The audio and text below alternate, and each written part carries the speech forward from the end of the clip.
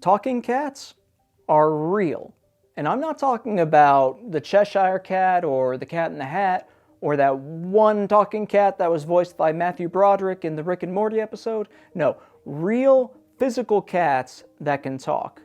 Not only can they talk, sometimes they can get themselves into quite a bit of trouble. One such cat found himself and his owners embroiled in a legal battle that ended up making case law history. Let's see if he can talk his way out of it as we dive into the absurd case of Miles versus the City Council of Augusta, Georgia. Our story begins rather innocuously with a box of kittens. Carl Miles and his wife Elaine were a struggling couple living in Augusta, Georgia, with limited means and very few prospects. One day in the mid-1970s, Carl was approached by a young girl who was looking to rehome a box of kittens. Initially, he was hesitant, but suddenly he changed his mind when a voice spoke to him, and it said, "Take the black one." He named the kitten Blackie, which isn't the most creative name, but it's definitely better than the one that H.P. Lovecraft gave to his cat. At 5 months old, Carl again heard another voice. "The cat is trying to talk to you." To Carl, this was the voice of God. From there, he began a rigorous speech therapy regimen. He would practice with Blackie 3 to 4 times a day. He would tape the sounds that Blackie made, and then he'd replay them. And also, he would train Blackie to watch his lips. By the time Blackie was 6 months old, Carl claimed that only he could understand the cat. After an additional 1.5 years of rigorous training, Blackie could speak so clearly that other people could understand, and he'd say things like, "I love you," and "I want my mama."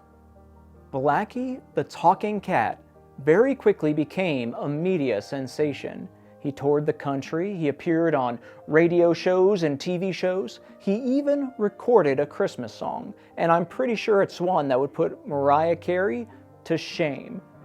However, as often happens with fame, eventually it all faded, and Blackie and his owners had to return to Augusta.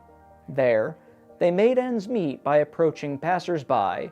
They'd solicit contributions. In exchange, they would be allowed to hear Blackie talk. This, of course, did not sit well at all with the local community, and very soon, the police intervened. They required the Miles to obtain a business license and in addition pay a $50 tax, or they would face the possibility of jail time. Though Mr. and Mrs. Miles did begrudgingly pay the tax, they were very deeply dissatisfied with the requirement. They decided to take the matter to court. Their argument was that the city's ordinance which was imposing the tax was too vague and overly broad. They also pointed out that within the ordinance's very long list of taxable trades, businesses, and occupations, the occupation of talking cat was nowhere to be found. This very well may be the very first attempt to invoke the Air Bud defense in real life. Additionally, they claim that the ordinance was violating Blackie's constitutional right to free speech. Despite their creative legal arguments, the district court ruled in favor of the city. The Miles appealed, and the case ultimately made it all the way to the United States Court of Appeals for the 11th Circuit, which affirmed the lower court's decision.